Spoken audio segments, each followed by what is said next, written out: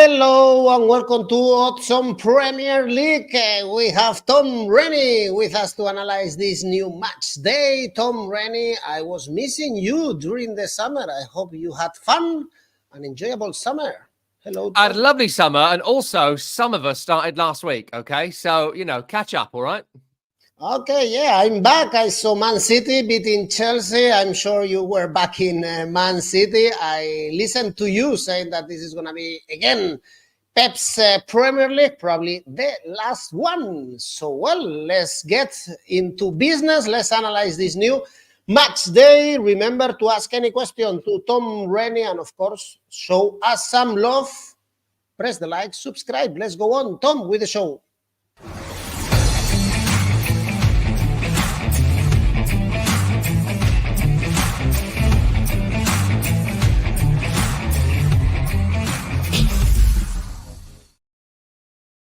Well, it's summer. Let's start in the south of England, hopefully with good weather. Brighton, Man United. This is a good game. Both teams won in the first match day post the 𝗀𝗏𝗏 era. Started with a great result, 3-0 in Liverpool, in Goodison Park. 𝗀𝗏𝗏𝗀𝗏 scored the first goal, or his first goal of the season, whereas for Man United, suffering, but they got the 3 points in the last minutes.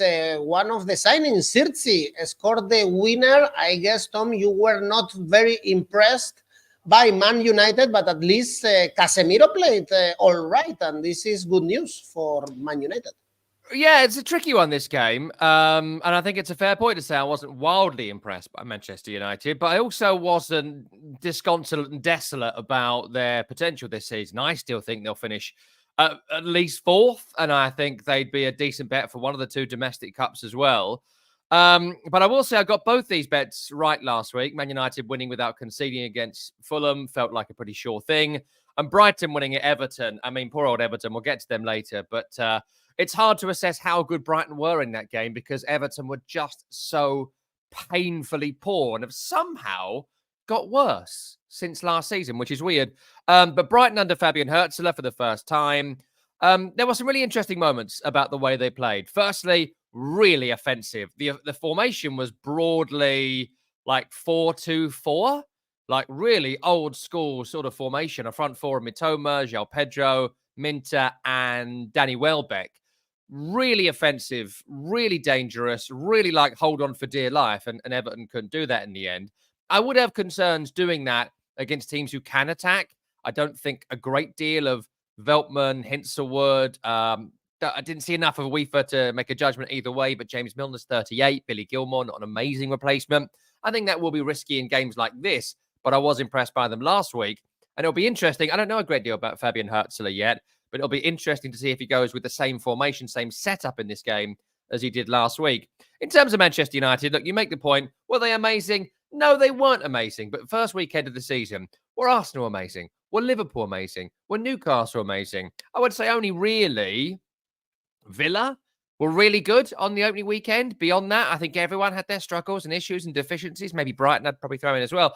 But I think that the back line's going to look better by this week. I think it's likely to be de Ligt and Martinez. Brilliant pairing. I think Nazar Mazraoui was really good last week for Man United. Was an improvement, certainly offensively going forward than 𝗵𝗵𝗏𝗀𝗏𝗀𝗏 was. And Casemiro, look, he looks thinner. I mean, you might say, could he get fatter? But he has got thinner. And that's good. He looks thinner. He looks sharper. And then he has to come off on 60 minutes. That is going to be an issue for Manchester United. But he looked really good, I thought, for the first half at least. And offensively, still no Højlund, but 𝗀𝗏𝗀𝗏𝗀𝗏, they were crying out for 𝗀𝗏𝗀𝗏𝗀𝗏 last week. It's no surprise him coming on changed the game for Manchester United. I hope he's going to start in this game. If not, I kind of have questions about, well, why not? He scored. He looked sharp.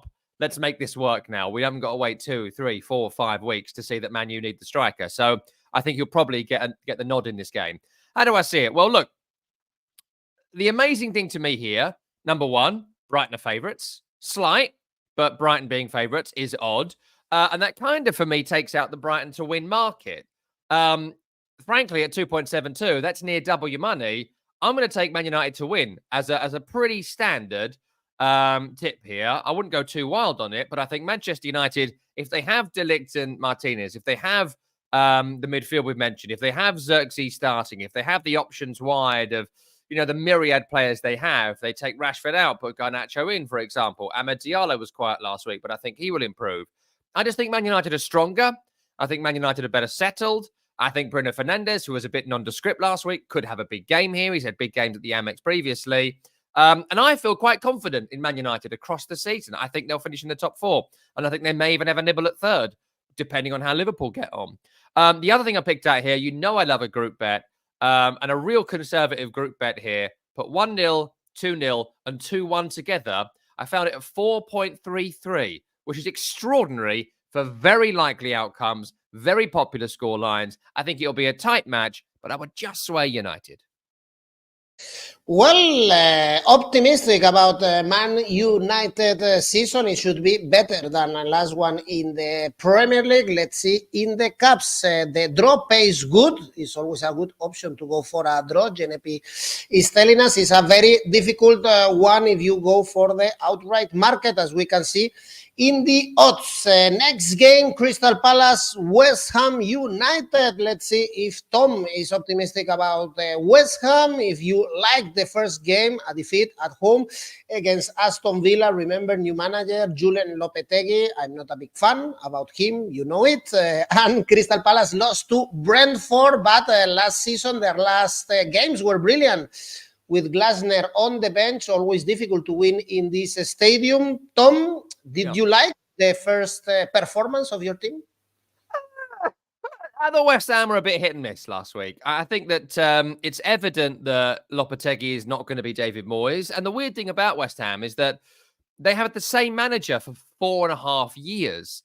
It doesn't really happen in football a great deal anymore. And so it's not that things need to be unlearned, because they were pretty successful under David Moyes, but it's going to be different. And so you've got to change the way you play. There was too many diagonals to Souček in the box. There was too many trying to clip it over the top. There was a bit too much knock it down the channel for me.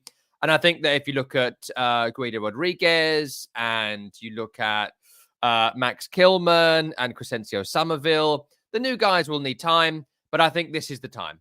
I think Nicholas Füllkrug needs to start, because Mikel Antonio, 34 now, never really been a striker, has a lot of great attributes, but I just don't think should be a starter. I think Füllkrug has to come in. If West Ham are going to score goals and have a good season, he's going to be critical to it. So start him. I think 𝗵𝐵𝗂 has to come in for Vladimir Sofal, who had a tough game last week. I think absolutely Mavropanos, who I think is really rubbish, has to get dropped. And Todibo, who I think is really good, has to come in. You make those changes, I'd feel more confident about West Ham. But I think we'll make an assessment on them after 10 to 12 weeks. I think they'll probably lose more than they win in the opening 10. But I get your point on 𝗀𝗵𝗿𝗄. But I do think in terms of the club he's at now, his personal ambition and all of that, the backing he's been given to bring in his sort of players, I do think that it will come good. I think it's a good fit. In terms of Palace, the wild thing for me is that Mark Gay, as we record this, is still a Palace player, but the talk is that he will go to Newcastle at some point. Joachim Andersen, the centre-half who started last week, been sold to Fulham. I think that's confirmed, or it's going through, so he won't be there. So their two best centre-halves from last season have been sold. And that brilliant back end of the season was inspired by 3 people, Mateta and Eze. They're still there. And the other was Elise, who's already gone.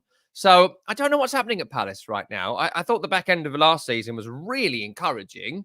And 3 significant pieces, certainly 2 definitely, have gone. So they weren't great against Brentford last week. 2 very evenly matched teams. I think they struggled to create chances. I think that Mateta was marshalled well by Pinnock and Collins and 𝗀𝐻𝐿 last week. And they weren't that creative. And that's the issue, I think, here with Crystal Palace. But it's a tricky one, this. There are 2 things I'll pick out. Number 1, screams draw. Absolutely screams draw, this one. These 2 have had a bit of a weird ding-dong in recent years where they both keep winning the away games. Last year was different. But in the last 4 or 5 years, West Ham have won there a couple of times. Palace have won at West Ham a few times. So I think draw is more likely. If I was to pick a winner, I'd say Crystal Palace. They would just edge it because we don't know what West Ham are just yet. First home game of the season. I think Palace might see it through. Take them on a group bet. 1-0, 2-0, 2-1, 3.5. We are seeing the stats about both teams to score in the head-to-head between these two teams, the last 14 meetings, so both teams to score currently at 1.7, as our friend Daniel is telling us, so it could be also a very good option for you to make money in this game. Let's go to the next one in London, Craven Cottage, Fulham, Leicester City. Come back to the Premier League for Leicester City with Jamie Vardy still scoring. It looks like time is not passing through his legs. Score, well, in this case was a header actually against Tottenham. Fulham, as we said before, I would say an all right performance at Old Trafford, very close to get points. I guess, Tom, these two teams shouldn't suffer to stay in the Premier League this season. Oh, no, I think Leicester are going to be in a season-long relegation battle. I think they'll be lucky to get 30 points. I'm not seeing it with Leicester, which we'll get to in a second. Fulham, I don't think they'll struggle. I don't see them really breaking the top 10. But I think somewhere between 11th and 15th will be pretty comfortable for Fulham. They'll get 40 points without too much trouble. The issue for me with Fulham is that they sold the defence off, right? So Tim Ream has been a stalwart of that back line for a decade. He's gone. Tosin's gone to Chelsea. And that leaves you with 𝐿𝐵𝗵𝗵𝗀. Goodness me, 𝐿𝐵𝗵𝗵𝗀 is not good enough for this division. And it's the Diop, who has been a decent servant in the Premier League for 7-8 years or whatever. Pellegrini, I think, bought him for West Ham 8-9 years ago, whatever it was. But not great. And that leaves you with a pretty weak central defensive pairing. And they've got Sasa Lukic playing in the Palhinha role. Palhinha was vital for Fulham, and that loses defensive cover as well. So I think issues there. Offensively, Willian has gone. Bobby Cordova-Reid has gone. And Adama Traore, look, he does what he does. We've seen it for a long time now. He can power past you before you know what's happening. But he couldn't finish his dinner, right? That's Adama Traore all over, has been for a long time. Rodrigo Muniz had a really good run for a spell last season, but was it a purple patch or is he good enough for the league? We're going to find out right now. So, look, issues with Fulham, and I think they will invest in the transfer market. We spoke about Anderson earlier. I don't think he's going to be available for this game. Maybe he will, maybe he won't. As we record this, I don't expect it. It's not been officially announced as we record this.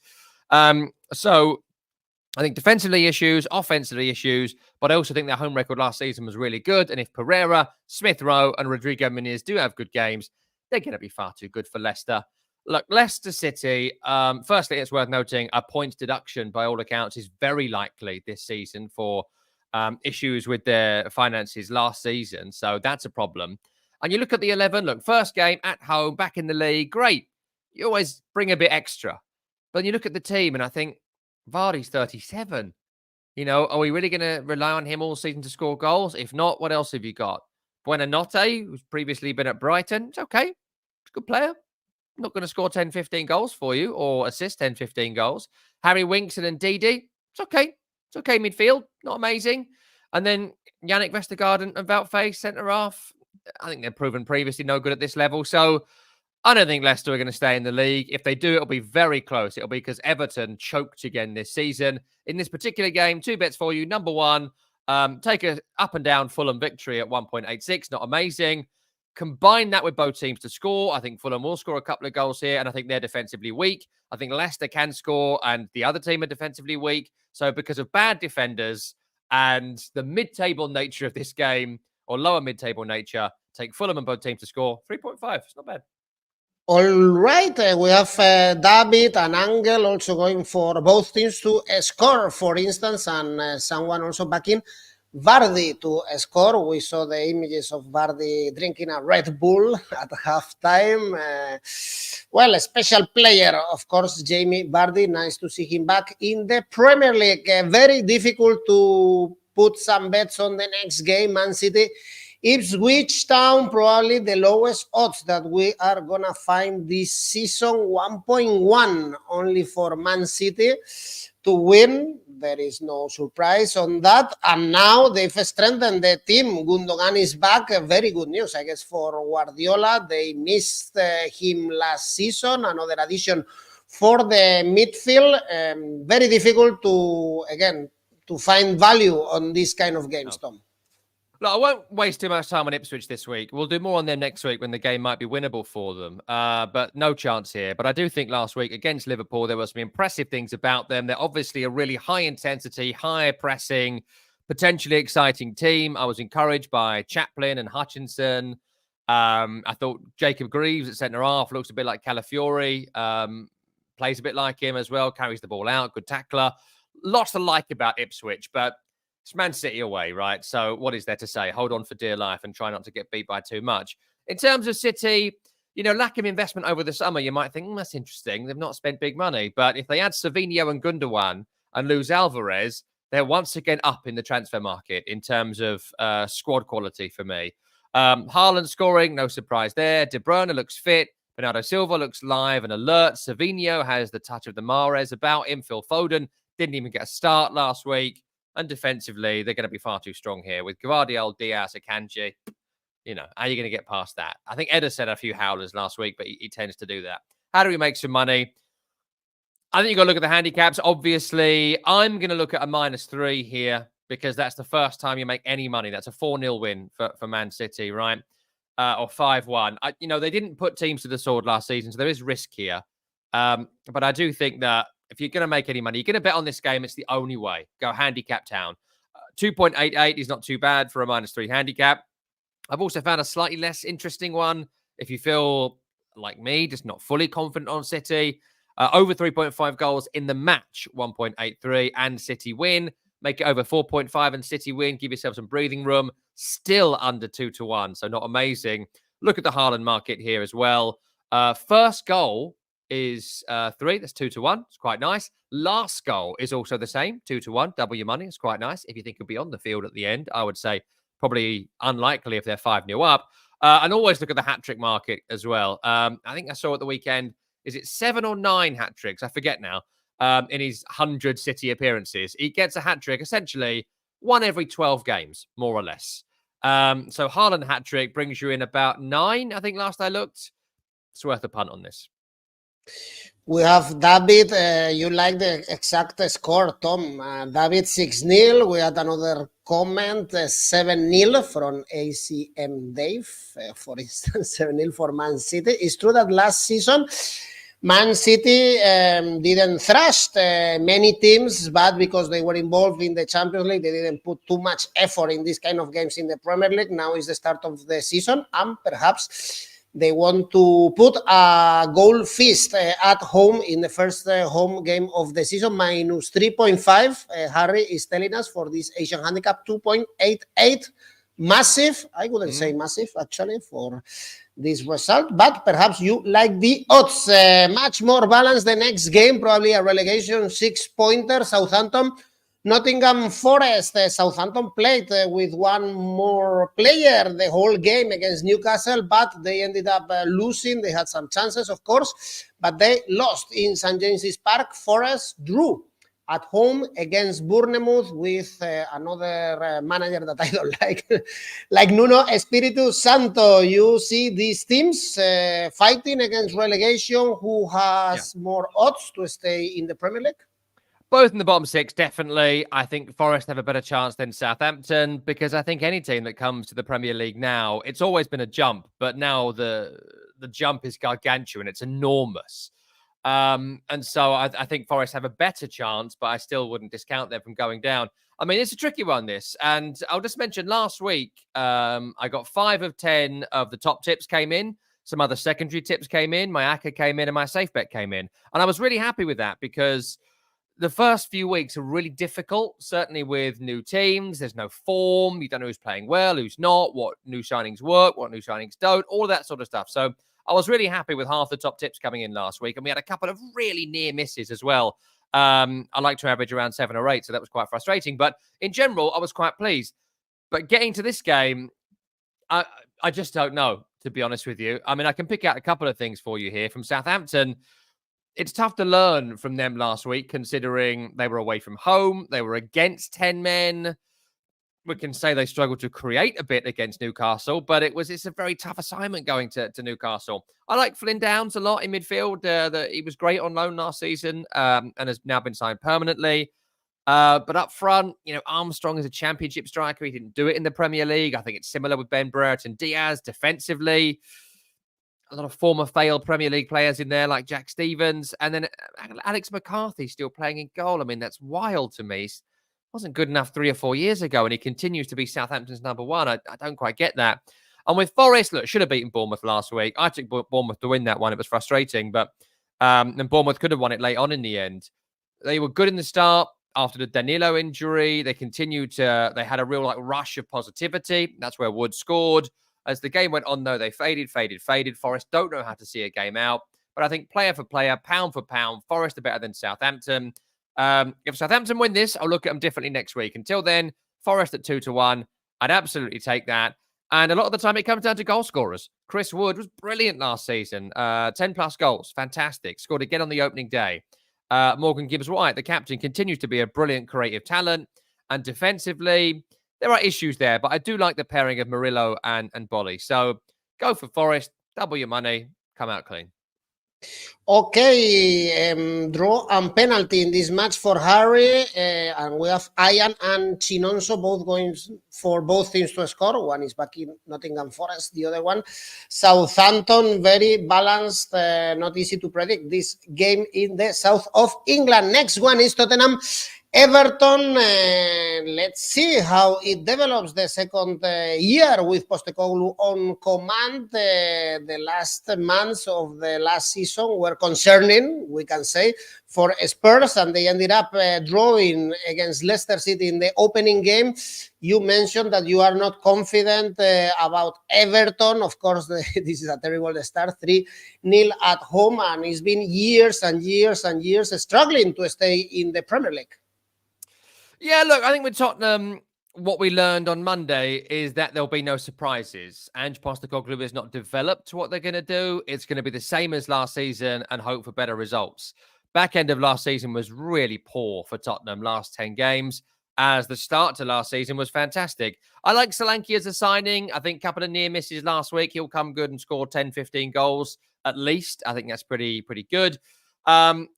And look, I mean, look at this lineup of offensive players, right? James Maddison last week was Rodrigo Bentancur, hopefully fit for this. Son, Solanke, Johnson with the doggy and Pedro Porro scored getting forward. That's 7 players who can create, who will attack. Richarlison and Timo Werner coming off the bench. Kulusevski. That's brilliant options for Ange Postecoglou. I think defensively, they're going to continue to struggle. I think there is no real defensive cover. I'm not a big fan of Sarr or Bissouma if he's back this week. And that leaves your defense exposed a lot. The thing is, in this game, what are Everton going to do? Seriously, what are Everton going to do?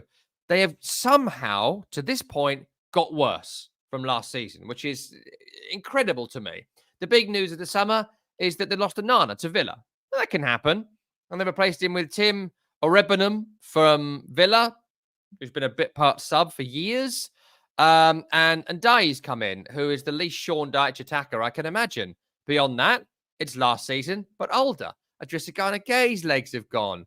Dominic Calvert-Lewin, don't score any goals. Ashley Young suspended for this one, but he's still playing at fullback for you.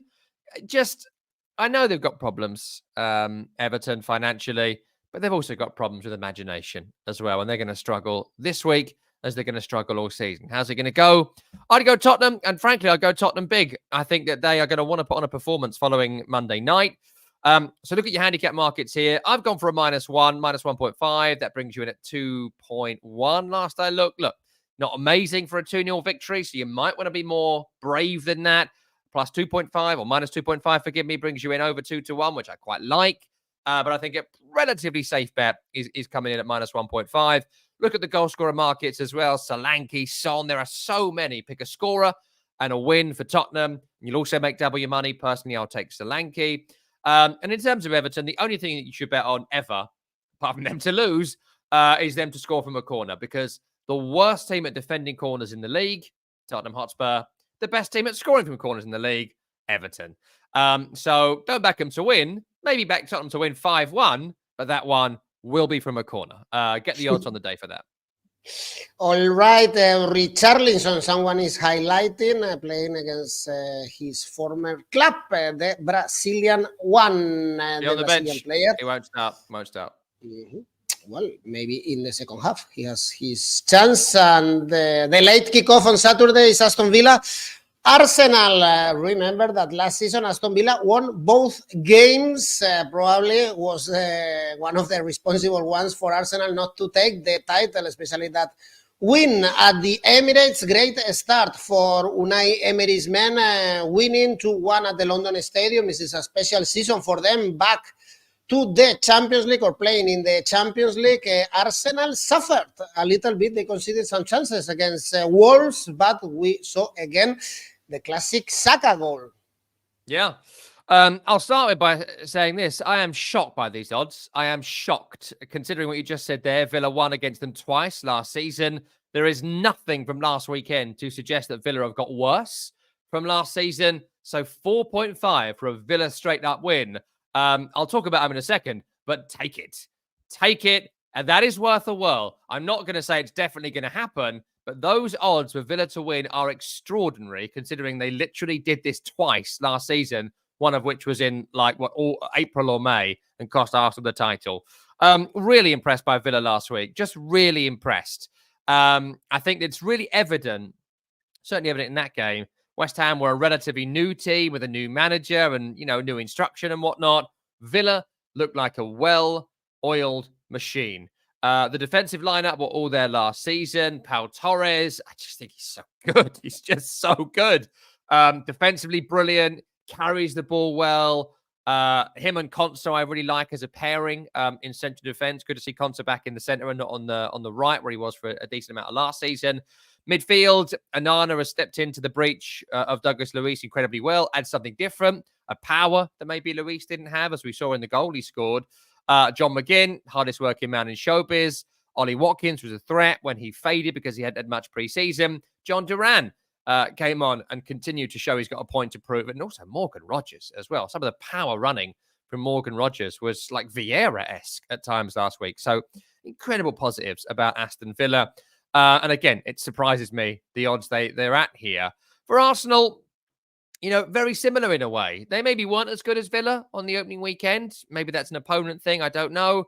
But it was the team of last season, and they played like the team of last season in lots of ways. The Rice, Partey, Ødegaard midfield looks like it's clicking more and more, which is good for them. Bukayo Saka, as you mentioned, scored a trademark Saka goal. Expect 10 of them this season. It's coming. How do you stop it? And it's worth noting, too, Jurriën Timber came on for Zinchenko with 20 minutes or so to go. We didn't see him last season. Potentially a transformational player for Arsenal, who we've barely seen. So I'm taking Villa win here, mainly because the odds have drawn me in. I cannot believe that. They are more than capable of beating Arsenal. They are more than capable of scoring against Arsenal. They are more than capable of competing with Arsenal. And at home, with the positivity, the Champions League football, the win last week, all of it. Great, I'll take it. If you go for Arsenal, go for the same bet that I went with last week, and I'm going to go with it pretty much all season long. Arsenal win to 0. Arsenal win on just these odds, no good for me. But to win to 0, that's how they win a lot of games. Defensively, very strong. Almost impossible to score against when they're taking the lead. And when they're one up, their counter-attack play is as good as anybody. So if you're going Villa, just take it. If you take Arsenal, do it without conceding, and you'll make some money there. It's up to your gut from that point. But those are two really good bets. Well, Angel is saying Villa to win or a draw, a double chance, and I am the Villa +1, very conservative bet, but still good odds is 1.6. If you go for this, even if they lose by 1 goal, you get your money back. Remember also, Villa in the first part of the season, they were very strong, the strongest team playing at home. Let's see if they can keep the pace now that, of course, the Champions League has not started yet. It's a good moment to collect points. And we have 3 games on Sunday. First one is Bournemouth, Newcastle. Newcastle, as we mentioned before, beat Southampton, playing with 10 men, basically the whole team, the whole game. So it's a positive start. I'm curious to know what you think about Newcastle, if they are going to be able to replicate the season they did 2 years ago when they qualified for the Champions League. Last year was very difficult for them with the injuries and with the Champions League, and this is a tough game in Bournemouth. Yeah, it really is. And Newcastle were put to the sword here in December time. It was the one where 𝐿𝐿𝐴 had a row with a supporter post-game because Newcastle was so poor and so depleted by injuries at that point.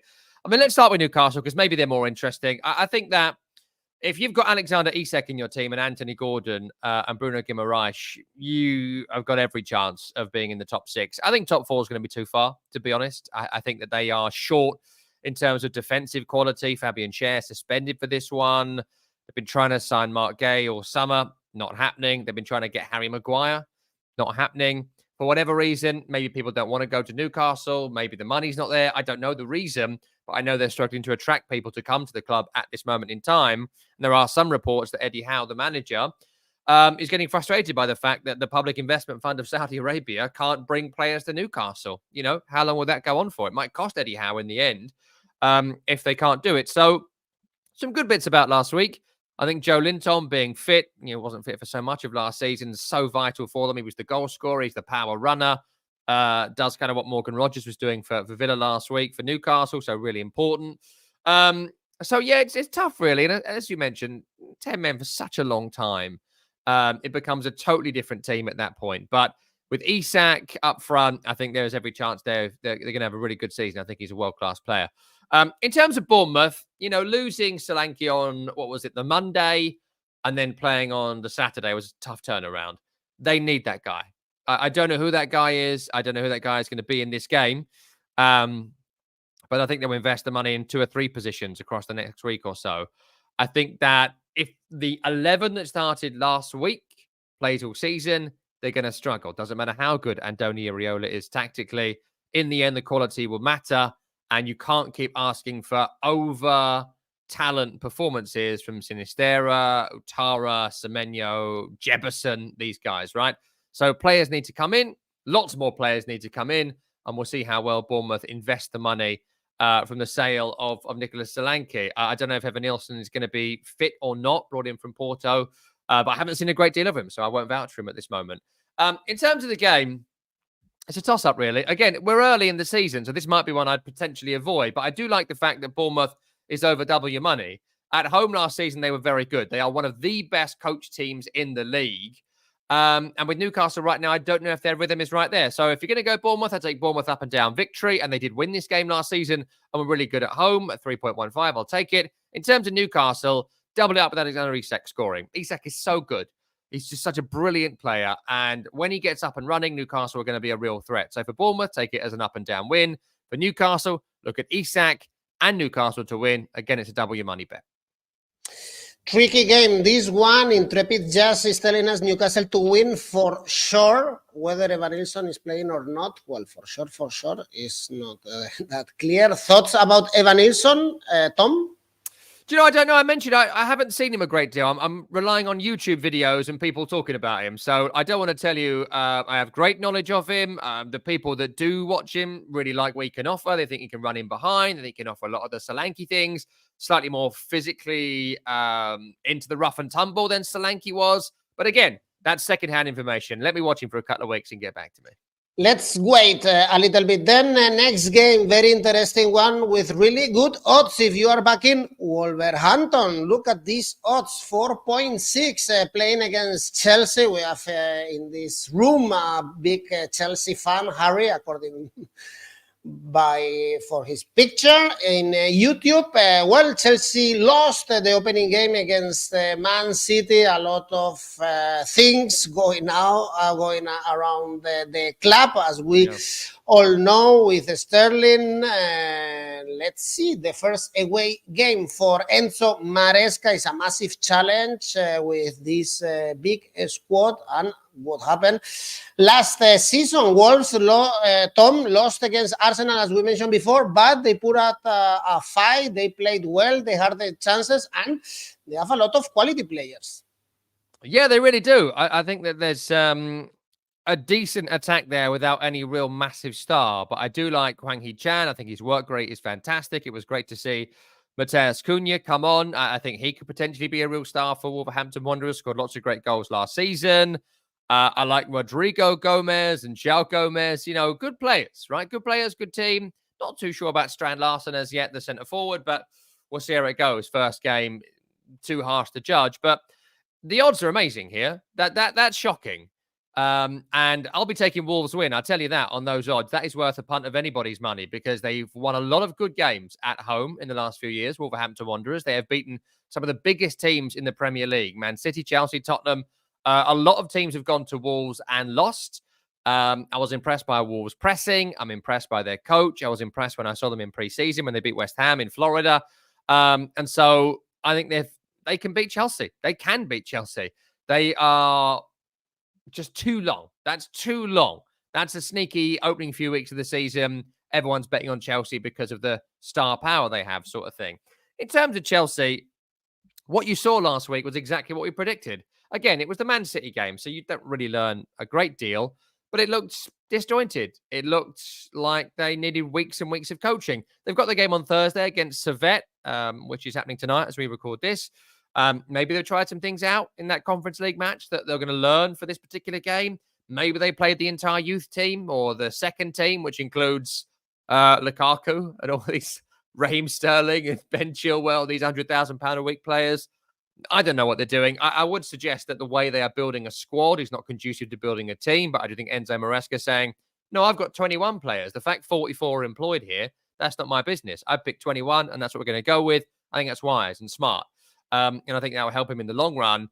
But in this game, I haven't got the confidence on betting on Chelsea. I think 𝐿𝐿 and Jackson look as hit and miss as they were last season. Cole Palmer looked a bit raw at the weekend because he barely played in pre-season because of the England run. And defensively, yeah, I'd have concerns about some of these guys. 𝗲𝗏𝗄, again, 𝐿𝐿 had a great Euros, but I'm not sure how good he is for Chelsea. Too busy pretending to be injured, not much defending happening.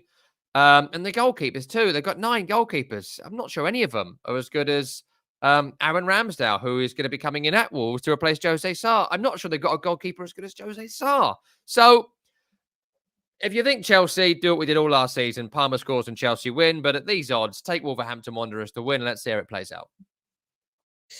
Indeed, the odds are so good.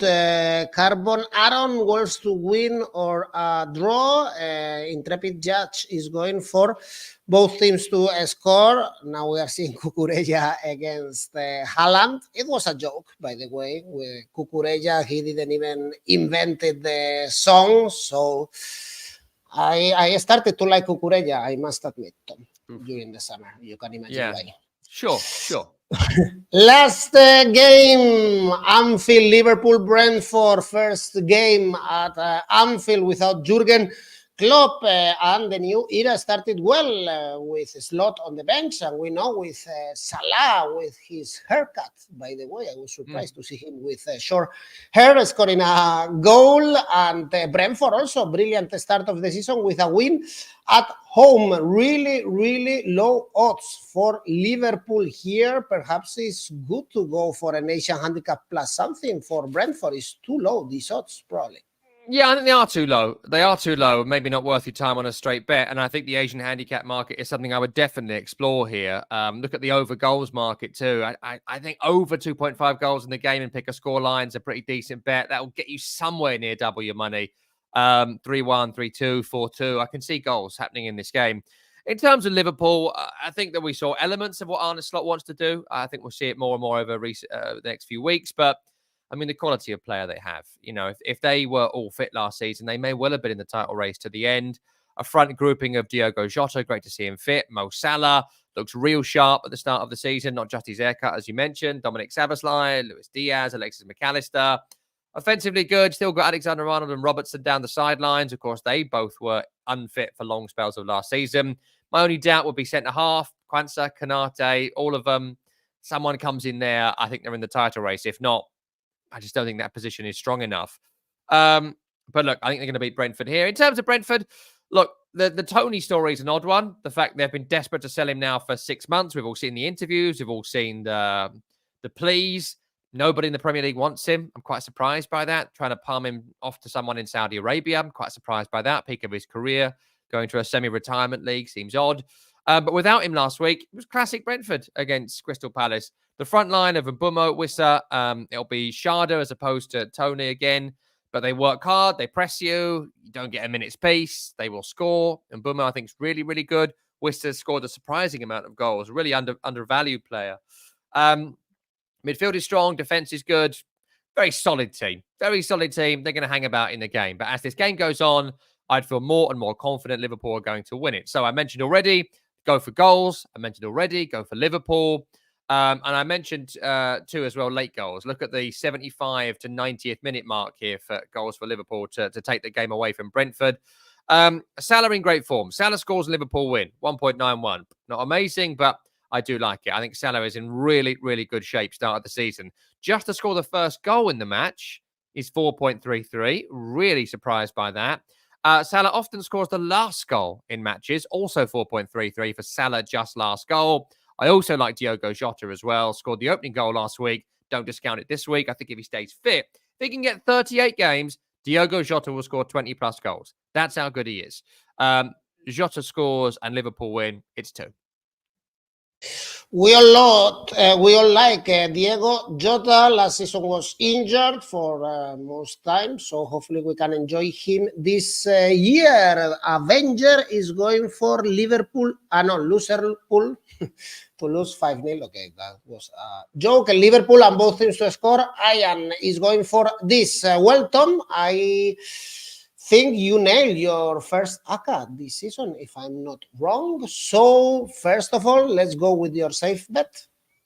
Safe bet is Man City. Has to be Man City against Ipswich Town. There's no money in a straight-up Man City win. Take the minus 2.5 market at 1.8. In a wider ACCA, you'll make some money there.